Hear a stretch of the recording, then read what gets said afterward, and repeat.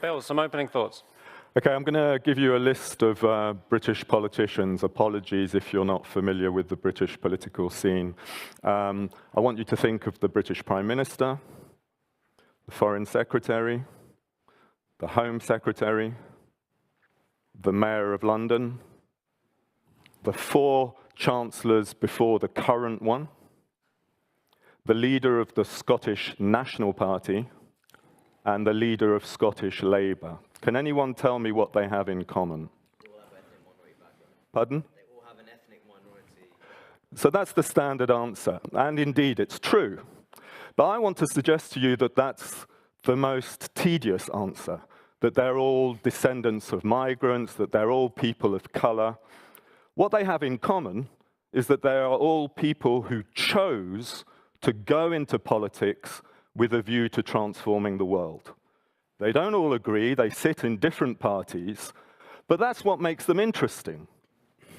Multiculturalism asks you to focus on what is the least interesting part about them, their colour or their place of familial origin. Whereas actually the thing that defines them, the thing that makes them a human being that is transformative, that goes beyond their origins, is the piece that we forget. They chose to go into politics. And I would say to you, that's not an accidental part of multicultural thinking. It's an essential part of multicultural thinking. You think of multiculturalism, and it tells you that there are certain protected characteristics that we must respect to do with color, race, religion, gender. Those are attributed characteristics, whereas those that people choose for themselves in order to shape their lives and their destinies are the ones that we neglect as a consequence. So that's a first important point.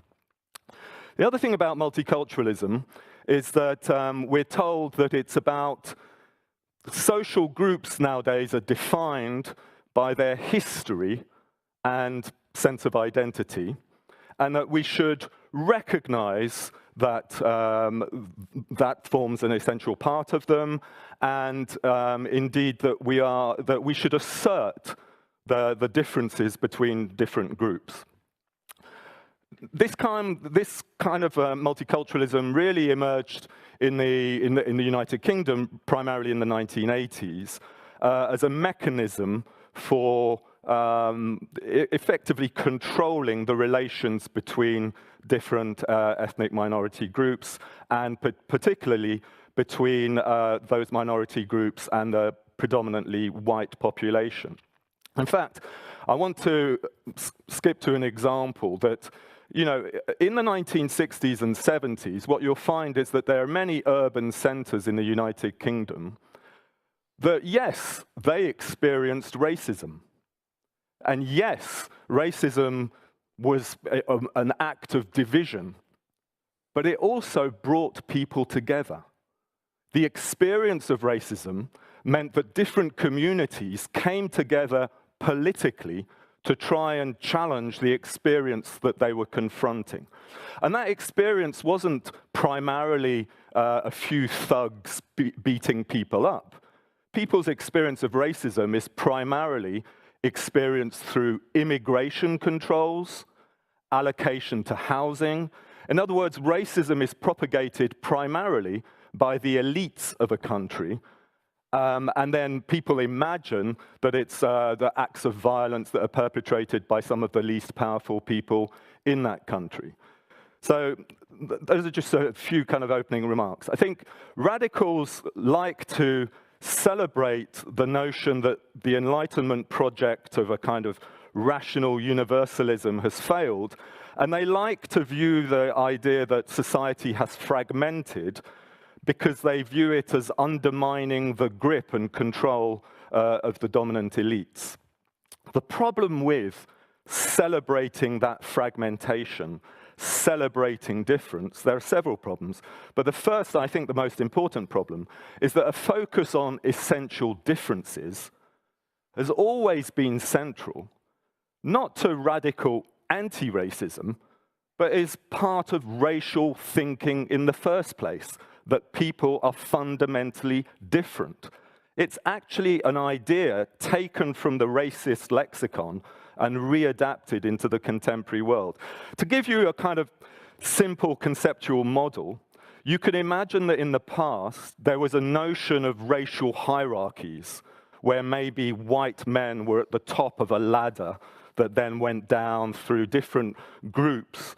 And there was a sense maybe that if you were joining the ladder at the bottom as an immigrant, a member of an immigrant community, maybe you could struggle and kind of work your way up the ladder a bit, but of course you would never change your color. All that the radicals have done is tip the ladder onto its side and say, no, there's no hierarchy, but we are still trapped within the rungs of the ladder.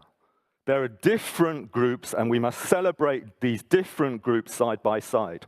It prevents any notion of the possibility that human beings can transform themselves and transform their circumstances. It is the most profoundly anti-human way of looking at humanity. It means you are trapped now and for all time within the identity that is projected upon you, until occasional moments when people break out of their identity silos and upset the dominant elites. To give you just a couple of examples of that, what do we do when Muslim women, and of course Muslims today are to be celebrated as one of those diverse groups that we must absolutely not offend. What happens when Muslim women oppose the wearing of the veil? When they oppose, for instance, the installation of a statue in the United Kingdom in 2 weeks' time, celebrating the hijab, a god-awful looking statue, I have to say. It looks like Picasso was drunk. But called Strength of the Hijab, just at the moment when women in Iran are fighting with their lives to get rid of that, a white artist in the United Kingdom is installing a 1-ton, 5-meter-high celebration of wearing the hijab. Suddenly, Muslim women, are no longer high on the hierarchy. Their voices have to be shut up because they are a problem. What happens when black men prove that, vote for Donald Trump? They're not conforming to the presumption of what these identities are. I know that you want me to shut up, so I'm just going to leave you with a very quick thing. I have loads of multiculturalism. My definition of multiculturalism is that it is state-orchestrated actions based on a presumption of people as prejudiced to promote a caricature, a narrow form of cultural difference.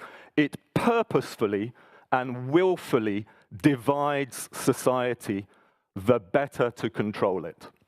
That is what multiculturalism is. Thanks, Paul.